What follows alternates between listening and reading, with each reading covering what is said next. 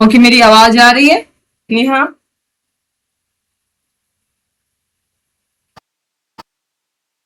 नेहा,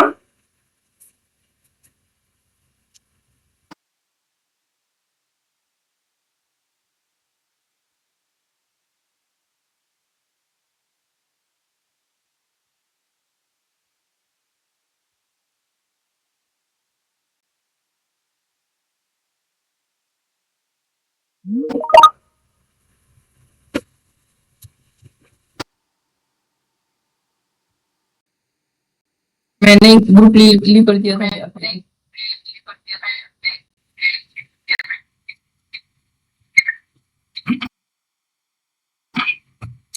अभी आवाज आ रही है? इसकी क्लियर है। चलो नेहा, एक बार हाँ या ना बोल दो, फिर नहीं बोलना है यस तुमको। मैम। ओके, शुरू करें। ओके।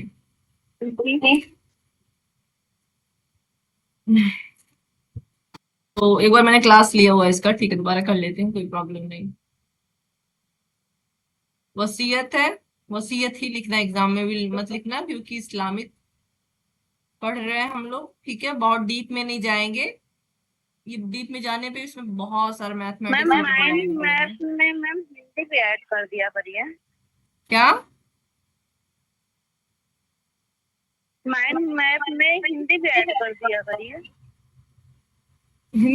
हिंदी के लिए अलग से बनाना पड़ेगा क्योंकि इसको इंग्लिश पूरा हिंदी दोनों। ट्रांसलेट करके हिंदी के लिए अलग। ठीक है, अगली क्लास में हम हिंदी और इंग्लिश दोनों करेंगे। टॉपिक थोड़ा और छोटा रखेंगे, ठीक है। बाकी हिंदी के नोट्स में तो जाएगा ही, है ना। क्योंकि मैम उस दिन आजम भी बोले थे कि इंग्लिश में टोटल रहता है। आज हमको हम देखे नहीं क्लास में एक भी दिन। चलो ठीक है, हिंदी वाला नोट्स नहीं देखा क्या वो? मैम जैसे ही माइंड मैप इंग्लिश में रहता है ना, तो वही बोल रहा था कि मैम पूरा इंग्लिश में भेज रही हैं वो माइंड मैप। ले तो दो, उनको बताते हमसे हैं। हाँ वो जो हिंदी में नोट्स देती हैं। तुम लोग ना हिंदी वाले, तुम लोग को पूरा हिंदी में नोट्स मिल रहा है। क्या मिल रहा है? हिंदी का पूरा नोट्स मिल रहा है, ठीक है, और इंग्लिश वालों को सिर्फ माइंड मैप मिल जी रहा है। अब तुम ये एक काम करो, इंग्लिश वालों को हम माइंड नोट्स दे दें पूरा, और तुम लोग को माइंड मैप दे दें, चूज कर लो। नहीं मैम, हाँ, नोट्स ही सही है वो। हाँ, क्योंकि ऐसा है ना। नोट्स ही ठीक है। नहीं तो हमको तो ये 2 घंटा लग रहा है, फिर हमको 5 घंटा मैम लग रहा है। इंग्लिश वाले बच्चे हैं तो ट्रांसलेट कर लेंगे। ट्रांसलेट क्या करना है? हिंदी वाला जो तुम लोग का नोट्स है ना, इंग्लिश हिंदी वाले मैम वो हिंदी वाले ट्रांसलेट कर लेंगे। जो हिंदी वाला तुम लोग का नोट्स है ना, वही है ये जी प्योर। अगर तुम मिलाओगे तो सेम वही है, ठीक है। फिर भी नहीं समझ में आएगा तो हम इसका हिंदी का जी जी। ट्रांसलेशन बगल में लिख देंगे, ठीक है। ये तो शुक्र मनाओ कि हम इंग्लिश में पढ़ा नहीं रहे हैं। चलो, तो मीनिंग, मीनिंग की स्पेलिंग है MEANING, इसका मतलब होता है अर्थ। मैम वो तो मैम बेसिक चीजें मैम पता है। चलो चलो, विल, वसीयत को कहेंगे विल, ठीक है। सैल विल वाला विल नहीं, विल मतलब वसीयत वाला जी विल, ठीक है। वो वसीयत आल्सो वाला। Called, yes, also called testament, is method which enables a person to dispose of his own property by giving it to someone whom he wants to give after his death. A will comes into effect only after the death of the person who created the will. अब ये सब पूरा तो English में है, और तुम्हारी notes में ये पूरा परिभाषा मैंने हिंदी में दिया हुआ है, ठीक है। इससे भी अच्छी परिभाषा है क्योंकि अलग सोर्स से, वो अलग सोर्स से है, ठीक है। क्या बोल रहा है? वसीयत एक ऐसा अधिकार है जिससे एक व्यक्ति, हाँ, ये रहता है कि इसमें कुछ पॉइंट बहुत ज्यादा एक्स्ट्रा रहते हैं जो तुम्हारे हिंदी की नोट्स में नहीं रहते, उसको यहाँ से ऐड कर लिया करो, ठीक है। जिससे कोई व्यक्ति अपनी प्रॉपर्टी का इस प्रकार से क्या कर सकता है, प्रबंधन कर सकता है। किस प्रकार से प्रबंधन? कि किसी दूसरे व्यक्ति को उसकी मृत्यु के बाद वो संपत्ति प्राप्त हो जाए, उसके मृत्यु के बाद वो संपत्ति प्राप्त हो जाए। मतलब वसीयत कब लागू होगी? उस वसीयत बनाने वाली की, वसीयतकर्ता की मृत्यु के बाद, ठीक है। इसी को कहेंगे वसीयत। वसीयत क्या है? जिसके द्वारा एक व्यक्ति अपनी मृत्यु के पश्चात अपनी संपत्ति जैसे किसी को मैम, देता है। बोलो जी, बोलो। जैसे मैम अगर किसी ने वसीयत की है, हाँ। अगर वसीयत किसी ने की है, हम्म। तो जैसे मतलब अगर वो इंसान मर गया, मरने के बाद वो वसीयत वो का कागज वो ऐसे रखे रह गए, कोर्ट में नहीं लगाए वो, उसके कई साल के बाद अगर वो मुकदमा चालू हो गया, फिर उसके बाद कोर्ट वगैरह लगी, तो वो मानी नहीं जाएगी। वसीयत होती है, क्यों नहीं मानी जाएगी? जब जरूरत पड़ेगी तभी तो लगाओगे। जो तुम्हारी मैरिज का शादीनामा बन रहा है या मैरिज सर्टिफिकेट बन रहा है, तो एक बार कोर्ट में बन गया या एक बार किसी ने बना दिया, जब जरूरत, जब केस लड़ोगी तभी तो जरूरत पड़ेगी। कि रोज को कोर्ट सारे कागज मंगा के अपने पास थोड़ी रखेगा। ठीक है, आगे चलते हैं। इसकी मैम प्राकृतिक। जैसे जो है वसीयत हुई थी, वो जनाब वाली था जिसके नाम।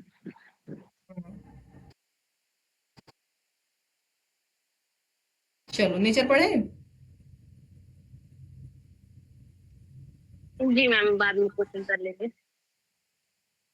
अभी तुम्हारी पूरी आवाज हम यूट्यूब पे डालेंगे, देखना। देखो कहाँ से इसका रूप कैसा है। धार्मिक मान लो। धार्मिक कैसे मान लो? एक बहुत बड़े इस्लामिक कमांडर थे, आर्मी के जो है कमांडर थे। उनका नाम था सद इब्न अबी वक्काश। ये मोहम्मद साहब के टाइम के हैं। और ये हज अपने पिलीग्राम पे गए थे, हज करने गए थे। पिलीग्राम वैसे भी जो गए थे, मक्का गए थे, ठीक है। और लास्ट डेज हज के इनकी मुलाकात किससे हुई? मोहम्मद साहब से हुई। और उनसे इन्होंने अपनी समस्या बताई कि मेरे पास कोई बेटा नहीं है, मैं इतना बड़ा कमांडर हूं, मेरे पास कोई सन नहीं है, बस एक क्या है, डॉटर है। बट मेरे पास प्रॉपर्टी बहुत ज्यादा है, तो मैं ये सोच रहा हूं कि मैं अपनी प्रॉपर्टी का, एक मिनट ना, थोड़ा सा डिस कर दें, मुझे जगह ही नहीं बचेगी लिखने को।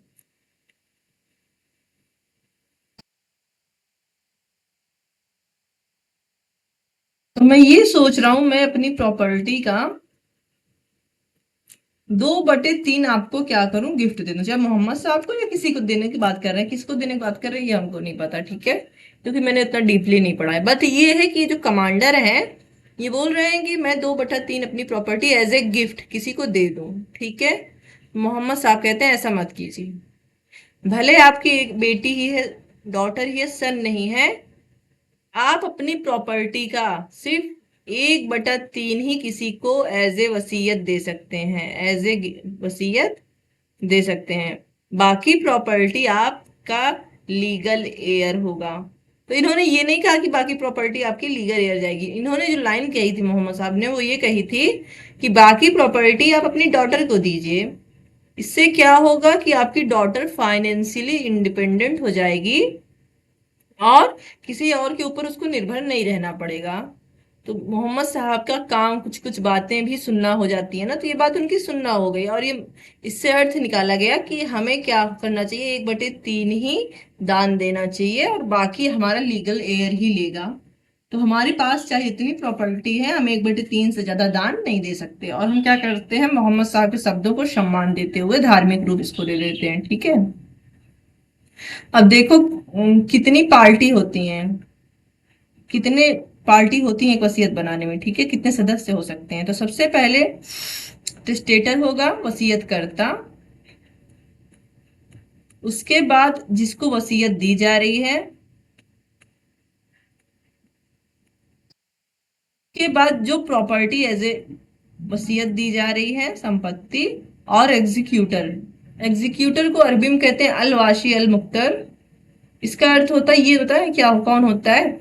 अब जैसे वसीयत करता ने एक्स है, उसने वसीयत बनाया और वसीयत बनाने के बाद वो मर गया, मरने के बाद ही वसीयत लागू होता है। तो क्या होगा, मरने के बाद जब वो वसीयत लागू होगी तो उसको लागू करने के लिए कोई व्यक्ति होना चाहिए ना। मान लो ऐसे व्यक्ति को इसने वसीयत दी है, मान लो किसी अजन्मे बच्चे को दी है, ऐसा बच्चा जो भी पैदा नहीं हुआ है उसको भी दिया जा सकता है। तो एक क्या करते हैं, एग्जीक्यूटर नियुक्त होता है, ठीक है। अगर इसने खुद नहीं किया तो कोर्ट नियुक्त करता है। इंडियन सक्सेशन एक्ट में भी इस टॉपिक का एग्जीक्यूटर का पॉइंट है, ठीक है। तो कोई प्रॉब्लम नहीं है वहां पे। तो एग्जीक्यूटर यही काम करता है कि मरने के बाद वसीयत लागू करवाएगा। Okay. Now essential of valid वसीयत। वैलिड वसीयत का आवश्यक तत्व क्या होता है? जो वसीयत करता होता है must be competent to make it. तो मस्ट बी कम्पिटेंट कैसे होगा? बनाने के योग्य हो। कम्पिटेंट का मतलब है योग्यता हो। तो सेम योग्यता जैसे कॉन्ट्रैक्ट करने के लिए होती है। ठीक है, कॉन्ट्रैक्ट करने के लिए हमने इंडियन कॉन्ट्रैक्ट एक्ट पढ़ा है। तो सबसे पहला व्यक्ति मेजर होना चाहिए। मेजर मतलब 18+ होना चाहिए। वसीयत करने के लिए 18 या 21 होता है। क्या होता है, क्यों होता है, भी बताते हैं। बट इस्लाम में देखो, हम लोग 18 ले रहे हैं, बट इस्लाम के सुन्नी के अनुसार 15 साल और सिया के अनुसार 10 साल अगर कोई वसीयत करता है तो मान्य होगा। ठीक है। बट इंडियन लॉ कहता है नहीं, उसे कम से कम 18 साल होना चाहिए एज ए संविदा करने के लिए। दूसरा, स्वस्थ मस्तिष्क होना चाहिए, पागल ना हो। अगर वो जब पागलपन का दौरा पड़ता है तब किसी को वसीयत करता है, तो जब उसका दिमाग सही होता है ना तो वसीयत मान्य नहीं रह जाता। या अगर स्वस्थ मस्तिष्क का है और उसने कोई वसीयत की और बाद में वो पागल हो गया तो इस्लामिक लॉ के अनुसार वो वसीयत मान्य नहीं रहेगी। लेकिन कुछ केसेस में सुप्रीम कोर्ट, सॉरी, कुछ केसेस में कोर्ट्स ने कहा है कि नहीं, अगर वो स्वस्थ मस्तिष्क का था और उसने वसीयत बनाई और बाद में वो क्यों पागल हो गया ये बात का विषय है। ठीक है, और वसीयत मान्य होगी। नाउ तीसरा क्या है? एक और कॉम्पिटेंस ले लो। किसी ने उसको बाध्य ना किया हो, मजबूरी में ना किया, उसने स्वतंत्र सहमति से वसीयत बनाई हो। स्वतंत्र सहमति से जैसे संविदा करते हैं, तो स्वतंत्र सहमति पर क्या क्या प्रभाव डालता है? 15, 16, 17, 18, 19। ठीक है। सेक्शन 15 to 19 या 16 to 19 हमने इंडियन कॉन्ट्रैक्ट एक्ट में पढ़ा है, जिसमें कि असम्यक असर हो गया, कपट हो गया, है ना। और ऐसे 3-4 तरीके हैं जिससे क्या है, बेईमानी पूर्वक किसी के ऊपर असर डालकर हम लोग क्या कर सकते हैं, संविदा करते हैं। उसी तरह वसीयत भी की जा सकती है। ऐसी वसीयत मान्य नहीं होती अगर स्वतंत्र सहमति से ना हो। ठीक है। चलो, तो देने वाले के अंदर ये योग्यता होना चाहिए, जिसे वसीयत मिलेगी वो एक्सेप्ट करने के लिए योग्य होना चाहिए। सब्जेक्ट, वसीयत का सब्जेक्ट लॉफुल होना चाहिए, विधिपूर्ण होना चाहिए, जैसे संविदा का होता है। बट इसका थोड़ा सा अर्थ अंतर होगा। बहुत सी चीजें जो कि संविदा के लिए विधिपूर्ण है वो इस्लामिक लॉ में वसीयत के लिए क्या है, लॉफुल नहीं है, विधिपूर्ण नहीं है। जैसे कि इनका अलग एक कॉन्सेप्ट है, हराम और हलाल।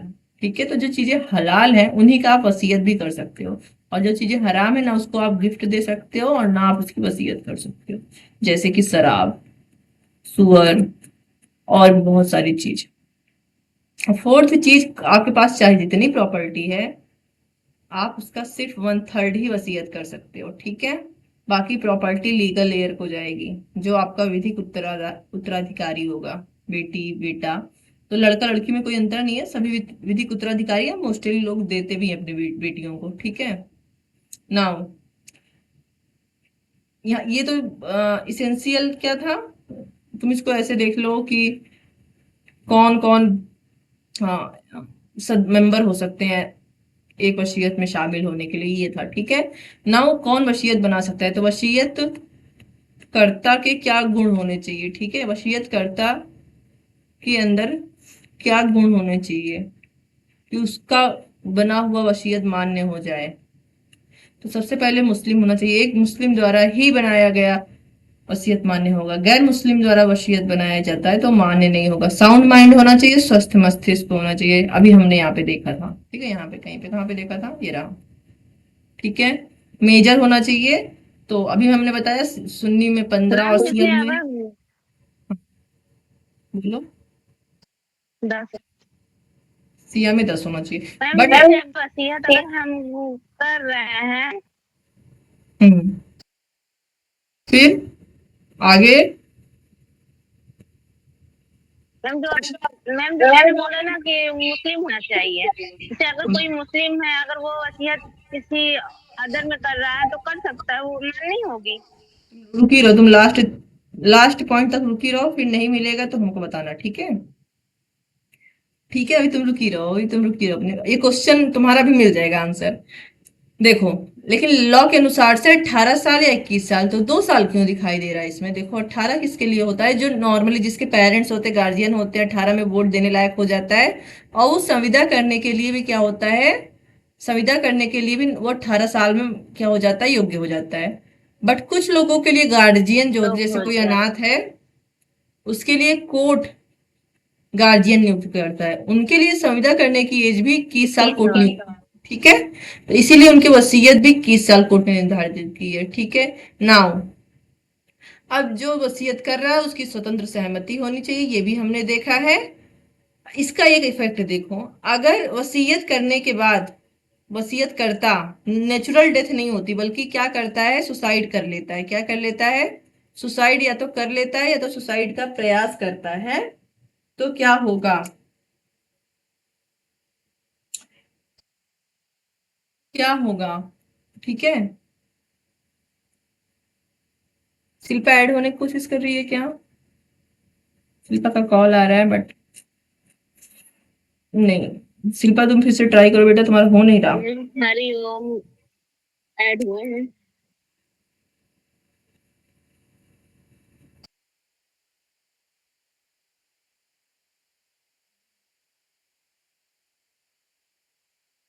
नाउ क्या हुआ, जिसने वसीयत की तो क्या हो गया उसका, यहाँ पे देखते हैं ना, नेचुरल डेथ होने की जगह क्या हो गई, उसने सुसाइड कर, क्या कर लिया, सुसाइड कर लिया या सुसाइड का प्रयास किया, ठीक है।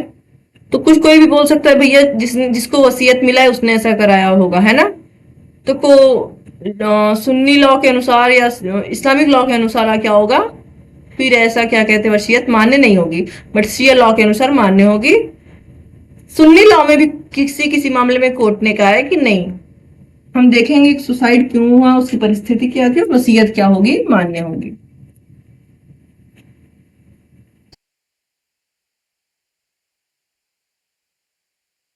ठीक है। Who can take property under a will, किसके नाम पे वसीयत दी जा सकती है?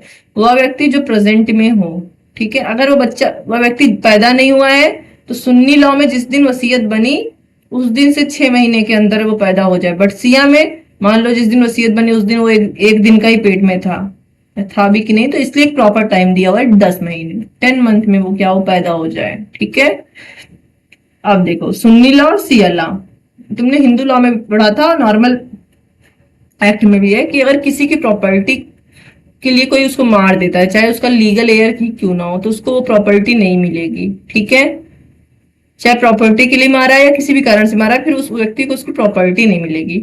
सुन्नी लॉ में भी ये नियम है, अगर आपने प्रॉपर्टी के लिए चाहे जानबूझकर मारा है या गलती से मारा है तो आपको प्रॉपर्टी नहीं मिलेगी। बट सिया लॉ में मिलती है, ठीक है, मर्डरर को भी उसकी प्रॉपर्टी मिल जाती है। नाउ द कंसेंट ऑफ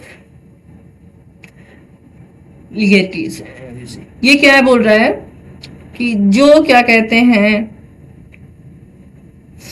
वसीयत प्राप्त करता है उसको क्या देना होगा, अपना आंसर देना होगा। आंसर में मतलब कि एक्सेप्टेंस, कि आप किस चीज के लिए, वसीयत को प्राप्त करने के लिए, हाँ हमको वसीयत चाहिए, चाहे फिर वो एक्सप्रेस्ड हो, लिख कर या बोल कर हो, या किसी अन्य तरीके से हो, ठीक है। अगर एक से ज्यादा लोगों को एक साथ दिया जा रहा है, मान लो इतनी प्रॉपर्टी है, तो 1/3 वसीयत में दिया जा रहा है, ठीक है। और अगर शेयर निर्धारित है तो 1/3 का मतलब 4 लोगों को दिया गया, तो इसी 1/3 का 4 लोगों में बटेगा, बाकी का क्या जाएगा, लीगल एयर में जाएगा। बट अगर निर्धारित नहीं है तब भी उसी हिसाब से बटेगा। इसमें जिस 4 लोगों में निर्धारित है तो 4 लोगों में जो निर्धारित है वो बढ़ जाएगा, और जब निर्धारित नहीं है तो हम लोग गुणा करके बांट लेंगे। मान लो 1/3 में किसी को 70%, किसी को 30%, किसी को 20%, यहाँ निर्धारित था, दे दिया गया, बढ़ जाएगा इसी 1/3 से। और जब यहाँ निर्धारित नहीं था तो हमने क्या किया, 1/3 का 4 भाग कर लिया और इन चारों में बांट दिया। अगर 4 लोग को जाना था, ठीक है, 2 लोग को जाना था, जितना भी जाना था उस हिसाब से बांट लिया, ठीक है। अगर नॉन मुस्लिम को दिया जा रहा है, तो अगर नॉन मुस्लिम को दिया जा रहा है तब भी वैलिड होगा, मान्य है वसीयत, ठीक है। बस इतना है कि वो व्यक्ति जिसको दिया जा रहा है वो इस्लाम के विरुद्ध ना हो, ठीक है, या उस पैसे का उपयोग वो चर्च, टेम्पल या इत्यादि बनाने के लिए ना करे, दूसरा, किसी इंस्टीट्यूट के बेनिफिट के लिए भी वसीयत किया जा सकता है, जैसे मस्जिद का निर्माण करने के लिए, हज यात्रियों के ठहरने के लिए व्यवस्था करने के लिए, या अनाथालय गरीब बच्चों के लिए इस्लामिक बनाने के लिए, मदरसा बनाने के लिए इत्यादि। नाउ फॉर्मेलिटी देखते हैं, या किस प्रकार से टाइप्स, ठीक है, वे देखते हैं किस प्रकार से हम इसको लिख सकते हैं। तो एक्स्ट्रा लाइन है, ठीक है। बोलकर भी वसीयत दी जा सकती है, इसमें इसको प्रूफ करने में थोड़ा प्रॉब्लम होती है। एग्जीक्यूटर अगर इसमें नियुक्त हो गया है तो ज्यादा आसानी से हम प्रूव कर सकते हैं, वरना बोल के की गई हुई वसीयत में थोड़ी सी प्रॉब्लम होती है। लिखी वसीयत सबसे अच्छी होती है, गेस्चर द्वारा, इशारों या किसी अन्य प्रकार से, ठीक है। Will made on the dead Beth, sorry, death bed, very important है ये, क्योंकि ये अलग से टॉपिक ही पूछ लेगा। वसीयत क्या है, मर्जुल मौत से आप क्या समझते हैं? तो मर्जुल मौत एक वैलिड विल है, एक बहुत ही मान्य वसीयत है, ठीक है। इसमें क्या होता है, कोई व्यक्ति जो मरने वाला होता है या उसको मरने की आशंका होती है, तब वह जो विल बनाता है उसी को मर्जुल मौत कहते हैं। नाउ ये केस लिखा हुआ है Shaikh Noorbi versus Pathan Mastanvi and others 2004, ठीक है। क्या हुआ था इस केस में, कोर्ट ने कुछ दिया था कि जैसे उस व्यक्ति को ना जो मरने वाला है उसे अचानक, जैसे फॉर एग्जांपल मान लो ए है, उसके सामने कोई आ जाता है एक्स, गोली मारने वाला है, और ये चिल्ला के बोल देता है मैं अपना वसीयत 1/3 इसको देता हूँ, या 1/3 से ज्यादा नहीं दे सकता, 1/3 के अंदर कितना भी। उस समय ऐसा लग रहा था कि मैं मर ही जाऊंगा अगर इसने गोली चला दी, तो ये भी मर्जुल मौत में आता है, ठीक है। बाद में इसको वापस भी लिया जा सकता है, बट अगर मर्जुल मौत, अगर इसकी मौत हो ही गई तो वापस नहीं लिया जा सकता। या जो बना रहा है वो इतने दिन से बेड पे है, उसकी हालत दिन ब दिन बिगड़ती जा रही है कि लग ही रहा है उसके मन में आशंका है कि वो मर ही जाएगा, ठीक है। तो इस टाइप की बनाई हुई वसीयत मर्जुल मौत कहलाती है। नाउ सब्जेक्ट मैटर टॉपिक हो गया, ठीक है। 3 प्रकार ऐसे भी हैं, धार्मिक कार्यों के लिए आप वसीयत कर सकते हो, ठीक है। धार्मिक कार्यों के लिए कब वसीयत कर सकते हो, फैराज में, ठीक है, वजीबात में और नवाफिल में। ये तीनों एक जक़ात होता है, 5 जो मेन काम है इस्लाम में, उसमें से एक जक़ात होता है, दान देना, ठीक है। फॉर एग्जाम्पल कोई, उसी में का एक हिस्सा है, कोई गरीब जा रहा है, ठीक है, हज जा रहा है मान लो, तो उस हज यात्री का खर्चा दे देना, वसीयत में अपने लिख देना कि मेरे वसीयत से इतना पैसा उसे खर्चे में दे दिया जाए, ठीक है। या कोई कुरान के अनुसार कोई ऐसा कार्य जो किसी का पूरा नहीं हो पा रहा, मान लो कि रोजा है कोई गरीब और उसका रोजा खुल नहीं पा रहा है, ठीक है, गरीबी के कारण उसका रोजा पूरा नहीं हो पा रहा, तो उसके लिए कुछ दान देना। थर्ड क्या है, किसी धार्मिक बिल्डिंग जैसे मस्जिद इत्यादि के निर्माण के लिए नवाफिल, हमने क्या किया है, वसीयत में दान दे दिया, ठीक है। कुछ लिमिटेशन है पर्सन के रूप में, एज ए पर्सन के रूप में कुछ लिमिटेशन हम देखते हैं। किसी व्यक्ति पर कब लिमिटेशन लगाया गया है, कब वसीयत नहीं दी जा सकती। अगर कोई एयर है, मान लो कि 2 बच्चे हैं किसी के, दोनों एक सन है, 2 सन है, मान लो सनी ले लो, दोनों डॉटर हैं, ठीक है, क्योंकि सन और डॉटर दोनों को प्रॉपर्टी मिलती है इस्लाम में, ठीक। तो क्या होगा, पहले तो मान लो एक्स की प्रॉपर्टी है,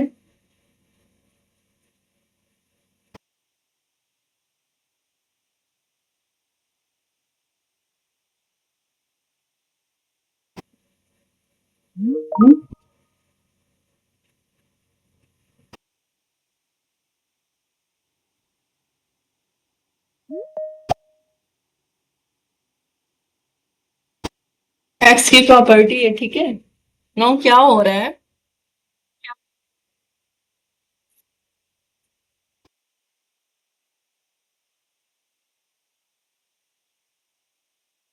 एक मिनट,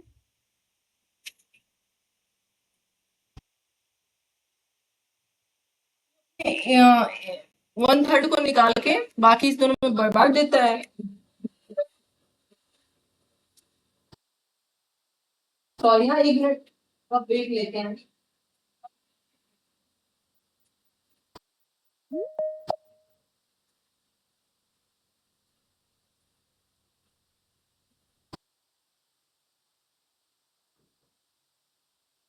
ओके। तो क्या बोल रहे थे हम? मेरी आवाज वापस जा रही है। हाँ, यहाँ पे, सॉरी। सो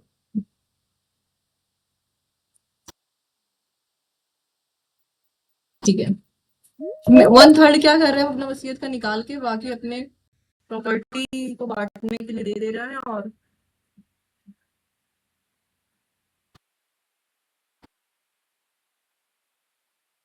एक मिनट का ब्रेक, एक मिनट का, एक मिनट का ब्रेक लेते हैं। ओके ओके, वापस आ गया, 1 सेकंड का भी नहीं हुआ। तो एक के पास 2 बच्चे हैं, उसने 1/3 अपना वसीयत का निकाला और बाकी प्रॉपर्टी आधी आधी बढ़ गई।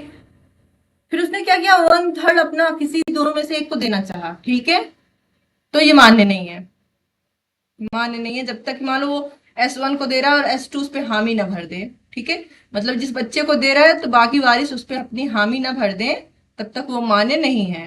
और प्रॉपर्टी के बारे में क्या लिमिटेशन है कि आप 1/3 से ज्यादा नहीं दोगे। ठीक है, चलो रिवोकेशन वापस लेना, हम कैसे अपना वापस ले सकते हैं? तो सबसे पहले एक्सप्रेस कर रिवोकेशन द्वारा, और ओरली आर बाय राइटिंग, और या इम्प्लाइड रिवोकेशन। इम्प्लाइड क्या है? ओरली और राइटिंग जो बना रहा है वही वापस ले रहा है। ठीक है, जो दे रहा है वसीयत। इम्प्लाइड में क्या है कि when that, मान लो कि ए ने बी को अपना कुछ वसीयत में दिया, अभी ए की मृत्यु नहीं हुई है, और उसने क्या किया, उसके लागू होने से पहले ही प्रॉपर्टी को क्या किया, तो बदलना शुरू कर दिया। फॉर एग्जाम्पल बेचना शुरू कर दिया, उसका रूप बदलना शुरू कर दिया, तो अब क्या होगी, वसीयत रिवोक हो जाएगी। ठीक है, और ये कुछ एक्सेप्शन दिए हुए हैं, जैसे कि कंसेंट अंडर सीएलआर, सीएलआर के अंदर कंसेंट हो गया। ठीक है, सब्जेक्ट टू कंडीशन, एनियर सिंगल एयर, कस्टम। तो ये वाला टॉपिक छोड़ भी सकते हो एग्जाम में। लास्ट में आएगा कंक्लूजन, कंक्लूजन में फिर वही एक आएगा पूरे टॉपिक का शॉर्ट एस्से, आपको जो समझ में आए उसी को कंक्लूजन में लिखना है आपको। ओके, तो ये था आज का टॉपिक।